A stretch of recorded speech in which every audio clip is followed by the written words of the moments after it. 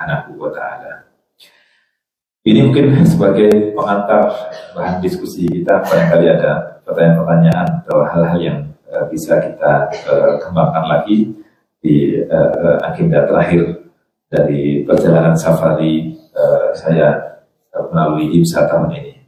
Semoga bermanfaat. Mohon maaf atas segala kekurangannya. Aqulu qouli hadza wa astaghfirullah li wa lakum. Wassalamualaikum warahmatullahi wabarakatuh. Waalaikumsalam warahmatullahi wabarakatuh. Kita masih punya waktu 29 menit insyaallah.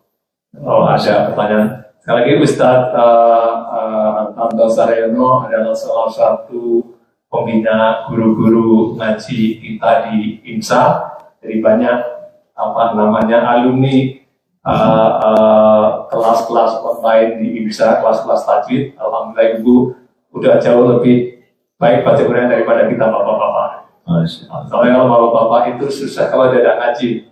Kampanye kalau mudahnya kalau diajak nonton bola. Silakan kalau ada yang bertanya.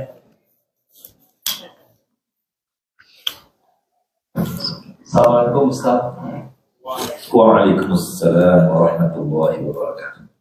Berkenaan dengan ayat 30 surat Al-Furqan. Ya. Itu mungkin salah satu keluhan atau curhat Rasulullah akan umatnya. Apakah itu kolosnya sekarang? Apakah? Itu salah satu curhat atau keluhan atau mungkin ekspresi Rasulullah terhadap umatnya. Oh iya. Apakah sampai sekarang itu tumbuh sekali? Oh iya. Baik. Di surah Al-Furqan ayat 30 Allah Subhanahu wa taala berfirman wa qala ar-rasulu ya rabbi inna qaumi ittakhadhu hadzal qur'ana mahjura. Wa qala ar-rasulu, dan Rasulullah sallallahu alaihi wasallam berkata, ya rabbi, wahai Rabbku, wahai Tuanku, inna qaumi, sesungguhnya kaumku ini ittakhadhu hadzal qur'ana, mengambil Al-Qur'an ini mahjura. Mahjur itu artinya tidak dipedulikan. Jadi dan levelnya hajar, namanya hajar. Hajar itu meninggalkan, tidak peduli, tidak itu memperhatikan, itu hajar. Jadi hajar itu bermacam-macam. Ada yang hajar dalam masalah bacaan, artinya orang tidak mau membaca, itu bentuk hajar. Tidak mau juga belajar, terus mungkin banyak alasan lah, suruh belajar banyak alasan, itu juga bentuk hajar juga. Atau bisa jadi juga hajar atau mengabaikan atau tidak peduli terhadap Al-Quran itu tidak mau memahaminya, juga tidak mau juga mengamalkannya. Itu bentuk hajar Al-Quran. Jadi ini keluhan yang Rasulullah SAW itu mungkin ada di segelintir orang di masa Nabi SAW, atau keluhan yang disampaikan oleh Rasulullah, atau curhat yang disampaikan oleh Rasulullah SAW itu apa yang akan terjadi pada umat ini terlebih lagi ketika Nabi SAW telah tiada. Jadi apa yang beliau sampaikan berkaitan dengan masa depan itu kan atas wahyu dari Allah Subhanahu wa taala. Mungkin sekiranya Nabi SAW melihat kondisi umat Islam sekarang lebih sedih lagi ya.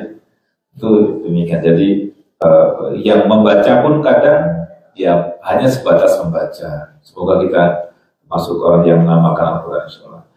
Belum lagi apalagi jika dituntut untuk mengamalkannya. Ini hendaknya menjadi perhatian untuk kita semuanya. Nabi pernah berpesan kan, taraktu fikum amrayni, aku telah tinggalkan peninggalan dua perkara. Kalau kamu berpegang dengan kedua ini, la tadillu abada, tidak akan sesat sama sekali. Kata Nabi, kitab Allah wa sunnati, kitab Allah dan sunnahku, hadis-hadis Nabi SAW. Itu yang menjadi pegangan kita semuanya, yang menyelamatkan kita semua. Baik, semoga kita tidak termasuk ke dalam golongan orang-orang yang menghajar Al-Quran, tidak memperdulikan Al-Quran. Amin ya rabbal alamin. Dan ada lagi? Ya, silakan. Silakan. Kita masih punya banyak waktu.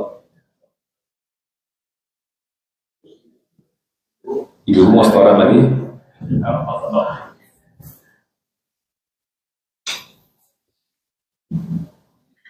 Assalamualaikum warahmatullahi wabarakatuh. Waalaikumsalam warahmatullahi wabarakatuh. Pak Ustaz, saya sempat membaca dari surat Al-Hadid di situ masalah ayat 10 atau ayat 11 di situ menyatakan bahwa pada hari di mana kaum munafik dari kalangan laki-laki dan wanita yaitu berkata kepada kaum mukmin bahwa kami akan mengambil cahaya dari kalian, terus kemudian di situ ditunjukkan bahwa cahaya itulah yang harus kemudian itu karena perbuatan kalian sendiri. Nah, di situ saya mohon penjelasan maksudnya itu yang mengapa kaum munafik pada saat itu yaitu berkata kepada kaum mukmin bahwa mereka akan mengambil cahaya dari kaum mukmin. Ya. Surah Al-Hadid ayat ke-13 ya. Yauma yaqulul munafiquna wal munafiqatu lil ladzina amanu nzuruna naqtabis min nurikum qila irji'u wara'akum faltamisu nuran faduriba bainahum bisurin lahu babun batinuhu fihi ar-rahmatu wa zahiruhu min qibalihi al-'adab. Itu ayatnya.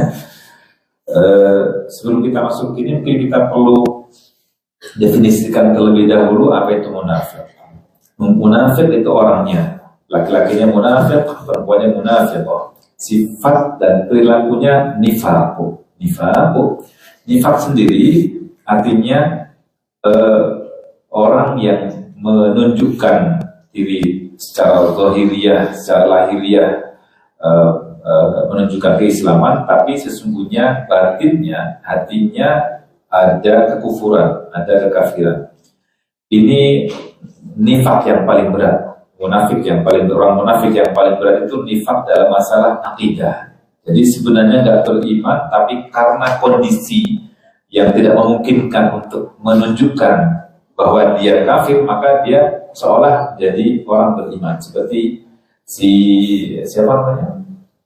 Tokoh munafik Abdullah bin Ubay bin Salul. Ya, satu-satunya orang munafik di zaman Nabi SAW yang disebutkan namanya, yang tidak disebutkan namanya banyak lagi. Karena kondisi mereka yang tidak memungkinkan untuk muncul sebagai tokoh kafir, akhirnya dia menunjukkan sebagai seorang beriman, mengaku sebagai orang beriman. Itu munafik yang paling beratnya. Di antara sifat tanda munafik kan kalau berkata bohong, kalau berjanji ya ingkar. Kalau dipercaya dia berkhianat, tadi itu kata Nabi ya, itu munafik. Dan tentu munafik atau sifat nifak yang dalam masalah akidah, keyakinan itu berat ya. Itu sampai Allah nyatakan di surah An-Nisa itu innal munafiqina fid darkil asfali minan nar, bahwa orang munafik itu nanti ditempatkan di fid dark. Dark itu kalau ke atas itu darajat, kalau turun ke bawah darat. Jadi tangga turun darat. Di bagian akhir asfali minan nar, di balik bawahnya neraka. Itu. Dan di ayat lain, yang lain di surah Nisa juga, innallaha jami'ul munafiqina wal kafirina fi jahannam jami'a. Allah kumpulkan orang-orang munafikin dan orang-orang kafir itu bersama-sama di neraka jahannam. Jadi ini amat busuk sekali. Jadi mungkin perlu dipahami, jangan sampai nanti seperti orang mengatakan gini, orang ngajak kepada perbuatan dosa terus bilang kepada orang yang diajak gak mau itu, munafik kamu. Itu kadang orang salah menggunakan frasa munafik ya. Nah ini karena dosanya sangat besar itu, maka secara zahir mereka seolah beriman, tapi batinnya nggak beriman. Maka balasannya di akhirat nanti ketika hari itu, hari kegelapan, perlu cahaya. Kalau orang beriman itu kan nanti akan dapat cahaya dari Allah Subhanahu wa taala. Nuruhum yas'a baina aydihim wa bi aymanihim. Di depannya ada cahayanya, kemudian dibimbing oleh cahaya dari Allah Subhanahu wa taala sebagaimana di surah Tahrim. Nah, ini akhirnya menjadi suatu yang orang munafik akhirnya melihat kondisi itu sehingga mereka ingin minta cahaya pada orang beriman. Pertama, karunia untuk orang beriman di saat kegelapan hari kiamat dapat cahaya dari Allah Subhanahu wa taala. Sementara orang munafik tidak ada kesempatan itu. Maka mereka mengatakan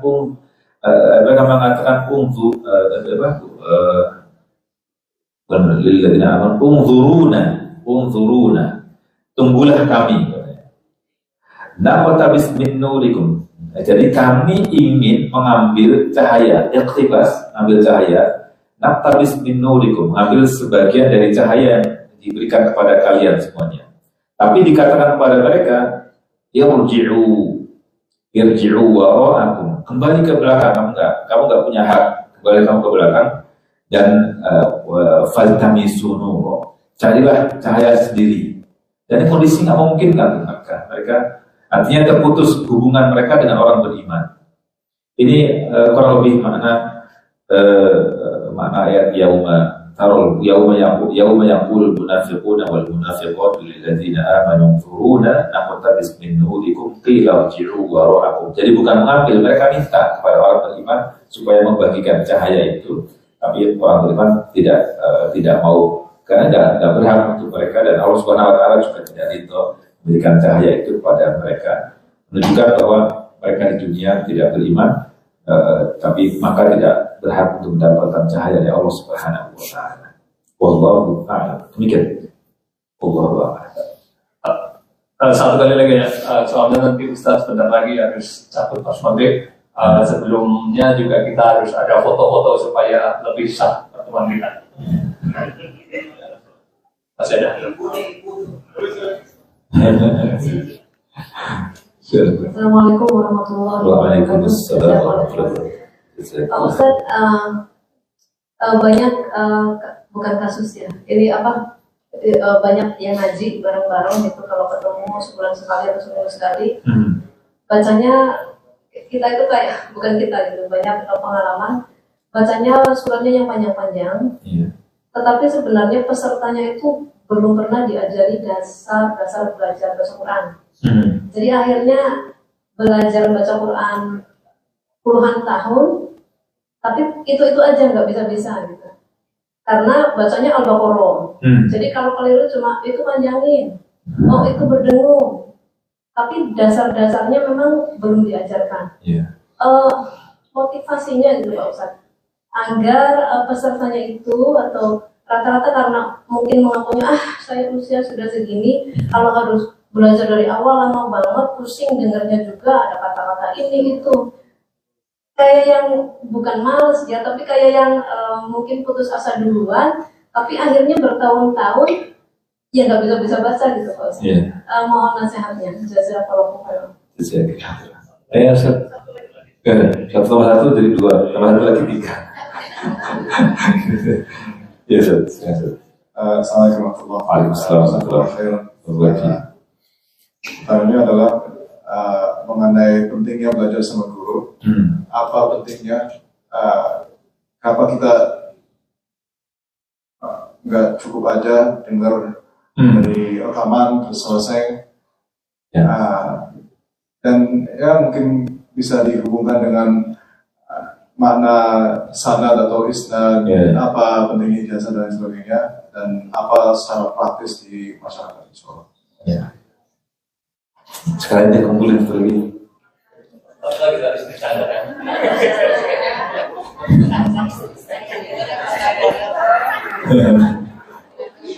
Ya silakan. Bismillah. Tadi judulnya kan menjalin hubungan antara hati dan Al-Quran. Cuma saya so far belum mengambil ininya ya. Jadi bagaimana membangun keterkaitan emosional, intelektual dan rohani dengan Quran. Jadi bagaimana bentuknya? Maksudnya kita harus bagaimana menjalin hubungan antara hati dan Al-Quran. Kita membaca Al-Quran tapi masih kosong. Kita sholat tapi yaudah sholat yaudah sholat sebagai tugas aja. Nah untuk menjadi apa kan bagusnya atau goalnya itu baca Quran tiap hari, berarti orang itu sangat baik sekali gitu kan, karena tadi hubungan dengan hati gitu. Nah, tapi ketika baca Quran, sebelum banyak Quran, tapi hati masih kosong, terus sholat tapi hati masih kosong, nah itu bagaimana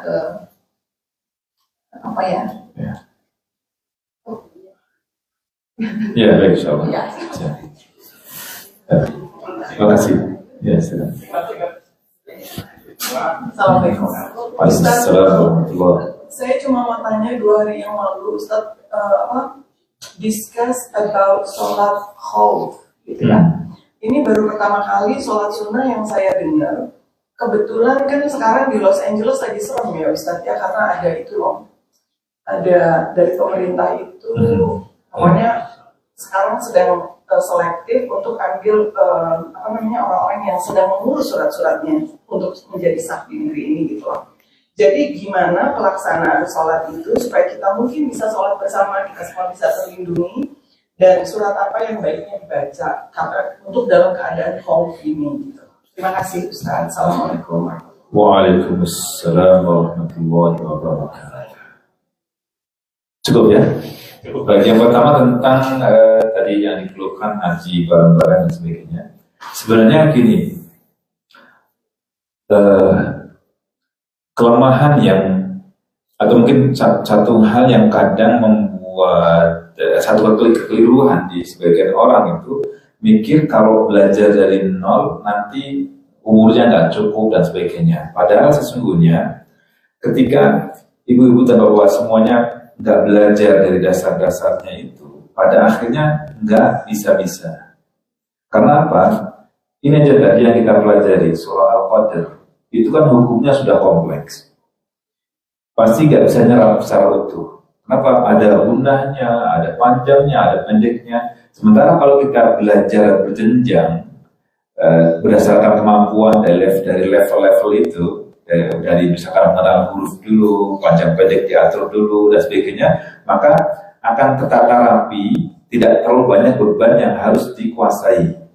Nah itu lebih baik daripada langsung ketemu hal yang kompleks. Baca surah Al-Baqarah, hukumnya banyak. Ketika guru mau mengingatkan atau pimpinan majelis mau mengingatkan, materinya belum disampaikan. Sementara dia harus baca. Itu sangat tidak recommended ya. Kalau saya nanti ibu semuanya coba, siapa yang punya tekad untuk tak mau belajar dari nol, lalu bandingkan dengan orang yang legowo, ridho belajar dari nol, nanti titik setelah sekian bulan belajar, bandingkan kira-kira mana yang bagus. Yang ini nih nol, nggak akan ada peningkatan sama sekali. Kenapa? Karena selama proses baca yang kompleks tadi itu, dia nggak dapat asupan ilmu apapun, nggak ada kemampuan yang diperbaiki apapun. Sementara ini kan berjejak, pelan-pelan. Sama halnya yang kemarin saya ceritakan, orang yang baca lancar dan orang yang belum sama sekali belajar, itu lebih mudah yang belum sama sekali belajar diisi dibandingkan dengan yang punya basic sebelumnya. Itu untuk mengubah kebiasaan itu kan tidak mudah. Gitu. Nah itu pentingnya di situ. Jadi kalau boleh saya sarankan ibu dan bapak semuanya, mending dari nol, perbaiki pelan-pelan, berjenjang. Jadi nggak perlu banyak bebannya. Yakin, insya Allah dalam waktu sekian bulan mengerti, bisa praktek. Sekurang-kurangnya ketika ada orang salah baca udah bisa koreksi. Meskipun mungkin belum bagus juga bacaan, tapi udah tahu ini salah nih, ini nggak benar nih. Gitu. Tapi perlahan insya Allah bisa koreksi. Jadi kalau boleh saya sarankan, mending kasih dasar-dasar bacaan yang benar, nanti baru dipraktekkan secara berjenjang. Tapi ibu semuanya harus, seorang guru harus bijak. Bijaknya di mana? Bijaknya itu jangan ngasih istilah-istilah teoritis kepada orang yang tidak mengajar. Ibu-ibu udah 60 tahun. Terus pelajarannya langsung mat, wajib, mutasil, mat alif lisukun, mat badal, puyeng. Itu mungkin yang dikeluhkan, nggak mau belajar karena itu.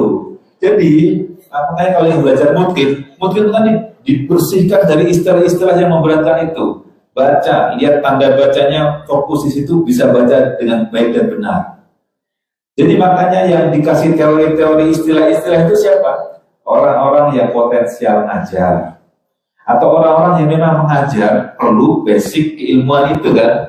Adapun yang nggak perlu ngajar lagi, udah sepuh-sepuh, udah tua-tua, udah yang penting bisa baca dengan baik dan benar. Nggak tahu teori-teorinya, tapi bisa bagus. Selesai pakai buku Mutfid, insya Allah sudah bagus bacanya. Tapi nggak tahu istilah, Pak, apa itu izhar?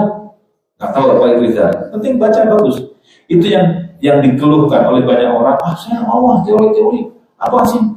Ya betul. Untuk orang yang tidak potensial ngajar, itu nggak perlu mengetahui ilmu-ilmu itu. Yang penting prakteknya. Jadi kalau saya sarankan kepada guru-guru, mending jangan ajari itu.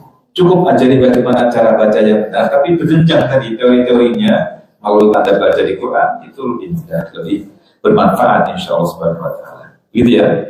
Yang berikutnya, sejauh mana pentingnya belajar kepada guru. Saya suatu ketika dikenalkan dengan seorang pengusaha tahun 2010 kalau nggak salah. Ini Ustaz bilang ke saya, Ustaz, ini nih Mas Fulan ini sudesnya Indonesia, maksudnya bacaannya itu suaranya mirip sama Syekh Sudes. Dipanggil lah, Mas, ini Mas. Dalam sebuah acara itu dipanggil, datang situ. Akhirnya dikerumunin banyak orang, disuruh baca. Melantunkan surah Ar-Rahman. Kebetulan waktu itu ngafal surah Ar-Rahman. Saya simak. Oke. Suaranya, iramanya betul-betul mirip dengan Syekh Sudes. Tetapi bacaannya antara langit dan sumur. Pelafalan hurufnya itu sama sekali nggak dapat.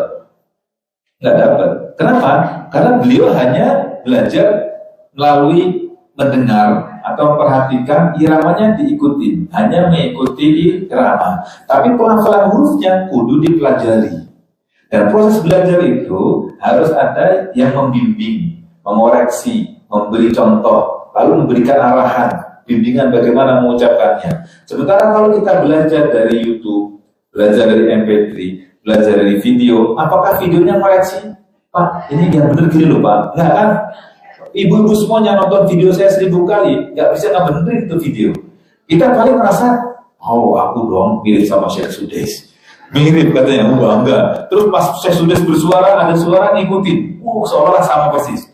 Padahal pas disimak, didengerin, ya banyak sekali yang kurang. Maka dengan adanya guru akan membimbing kita koreksi. Nanti memberikan contoh. Itu. Jadi nggak cukup dengan video, nggak cukup dengan video itu sebagai sarana bantu dalam proses belajar, tapi nggak bisa memberikan jaminan akan benarnya itu.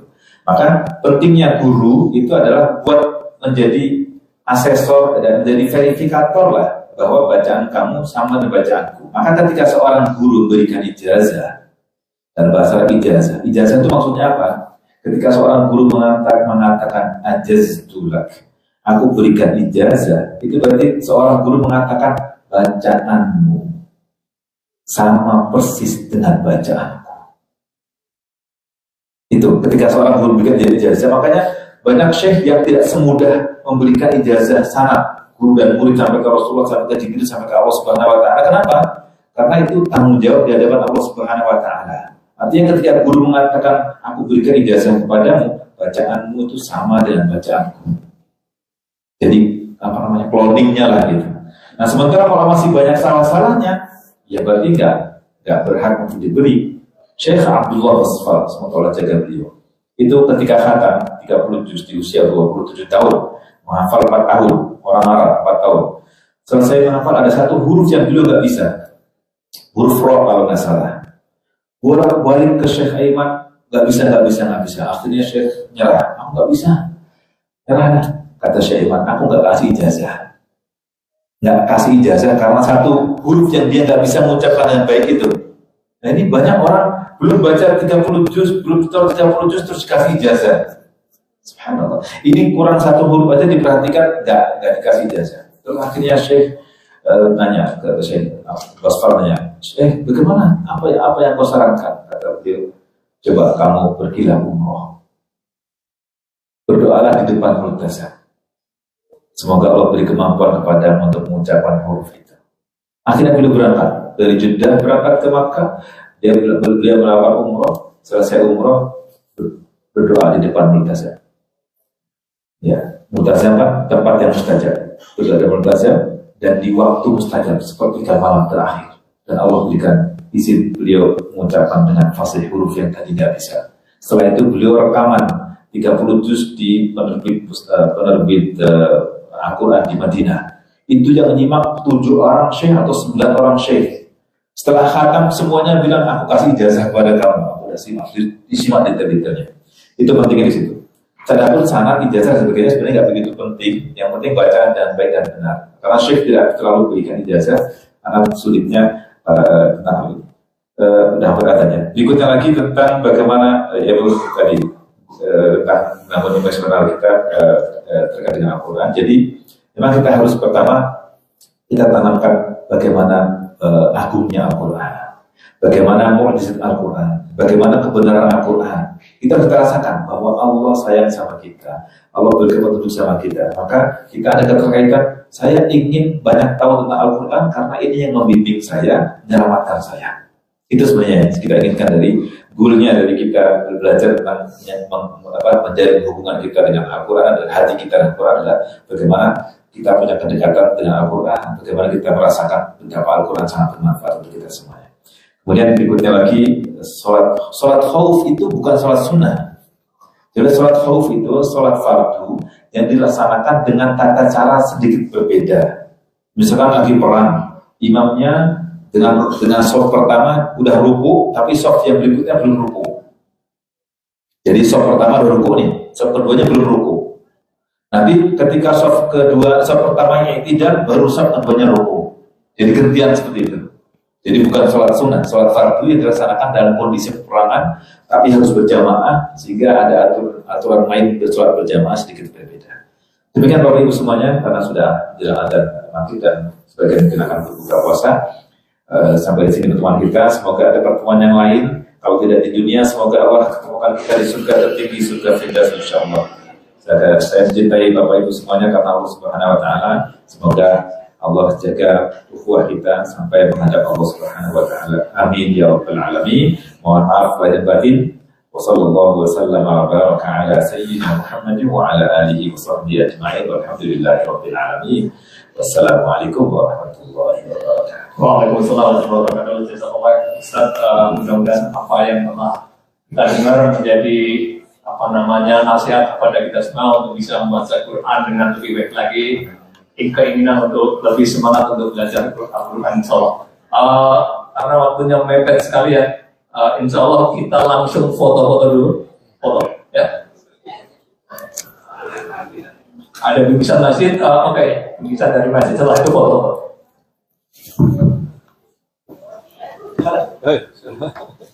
Bismillahirrahmanirrahim. Assalamualaikum warahmatullahi wabarakatuh. Alhamdulillah 3 hari Ustaz, 3 hari Ustaz sini Ustaz memberikan kita yang terbaik. Semoga Allah SWT memberikan kita yang terbaik juga dan mengamalkan apa ilmu yang telah Ustaz ajarkan kepada kita semua. Amin, amin, ya rabbal alamin. Terima kasih Ustaz waktunya. Walaupun di tiap kesibukannya Ustaz kembali dapat mengunjungi Amerika yang pertama kali dan kedua kali untuk Kanada. Semoga Allah SWT memudahkan perjalanan Ustaz selanjutnya. Amin ya rabbal alamin. Sebentar lagi Ustaz melanjutkan perjalanan habis maghrib ke Houston. Ada sedikit bingkisan Ustaz dari masjid dan juga dari jamaah Ustaz. Siapa yang